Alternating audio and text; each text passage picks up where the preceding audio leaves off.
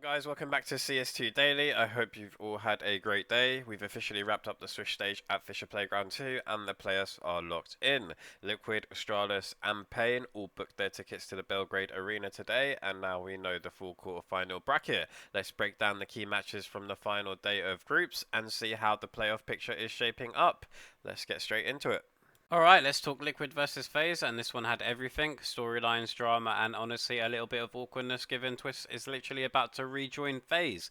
But none of that mattered on the server because Liquid came out swinging. On Ancient, FaZe just got smacked. Twistzz and Ultimate were the difference makers. Every time FaZe tried to build momentum, one of those two shut it down.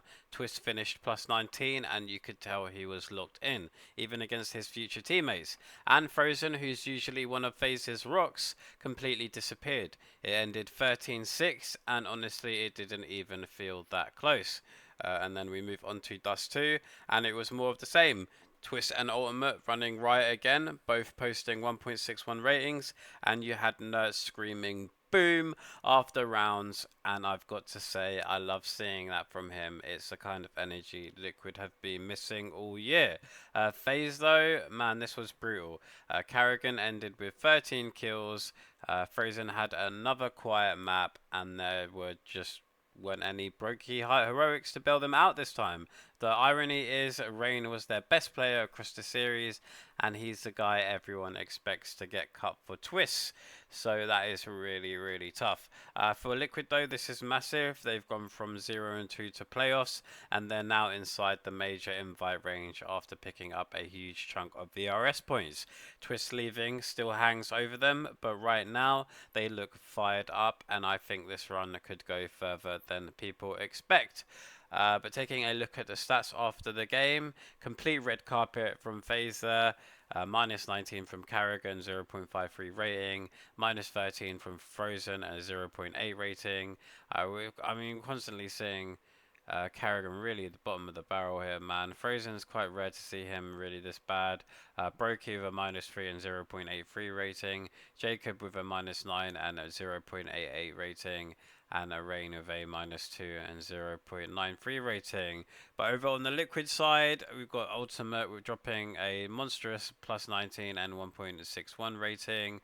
The same goes for Twistzz, exactly the same, plus 19 and 1.61 rating. Naf going plus 9 with a 1.31 rating.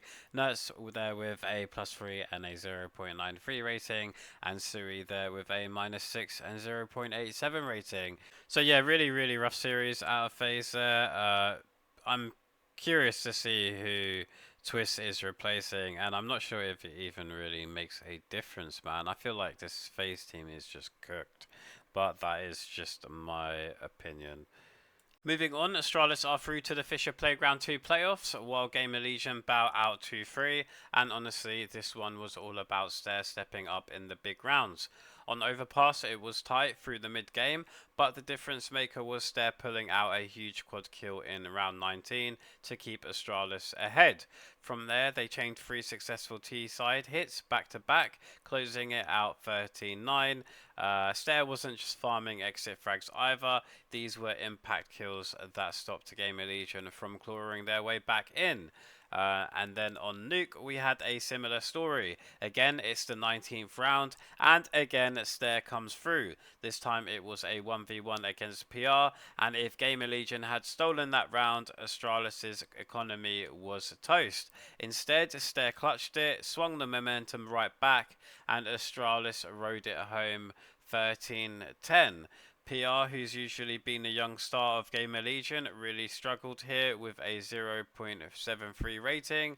Kind of a tough standoff, considering this was also Kersey's last game before Hypex joins the roster.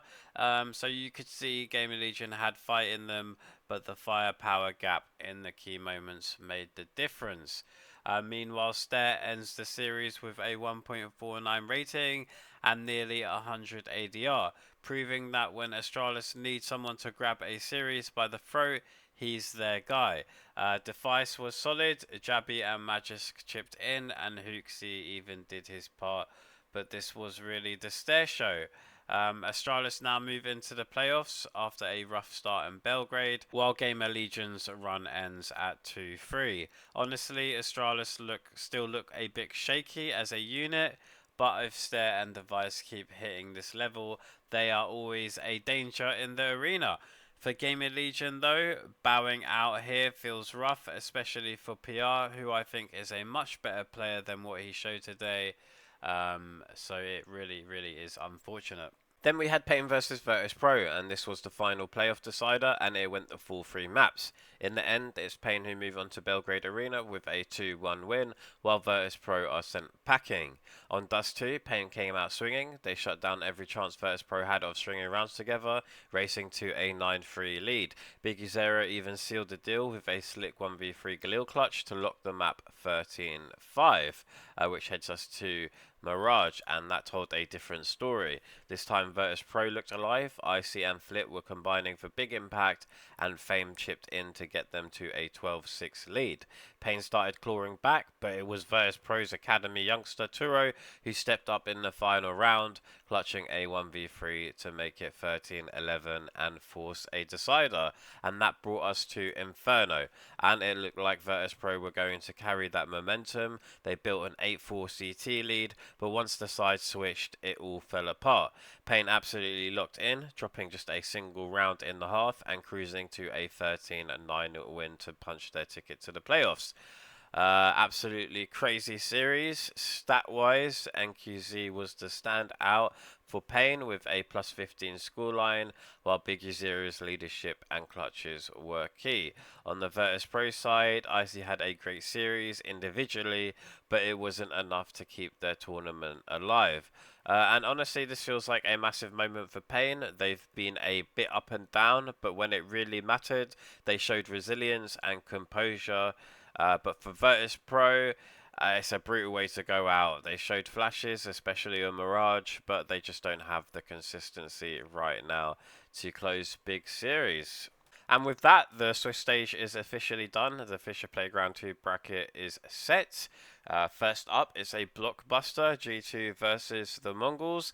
These two are no strangers. Remember, MongolZ sent G2 home at the Austin Major. Now G2 get their chance at revenge, and both sides are chasing their second trophy of the season. Then we've got Aurora versus Liquid, which is spicy for its own reasons. Aurora have beaten Liquid twice already this year, both clean sweeps, so the Turks will feel confident. But Liquid are riding high after that huge 0-2 comeback, and with the major invites now in reach, they'll be hungry to finally flip that storyline. Then we have Astralis versus FURIA, and this is another headliner. This will be Magic's first big stage back in Astralis colours, and they'll want redemption after that collapse at Cologne. But FURIA are looking dangerous right now, especially with MongolZ slotting in so well. And then finally we have Falcons versus paiN. Falcons have been monsters so far. 4 of the top 7 rated players at the whole event are on the roster. paiN are coming in with momentum after knocking out Virtus.pro, but this one's definitely uphill for them. And yeah, I don't see them doing it against Falcon, but you never know. So honestly, the bracket is stacked. For me, the G2 versus MongolZ opener is a must-watch. I can't wait to see if MongolZ momentum carries or if G2 flip the script this time.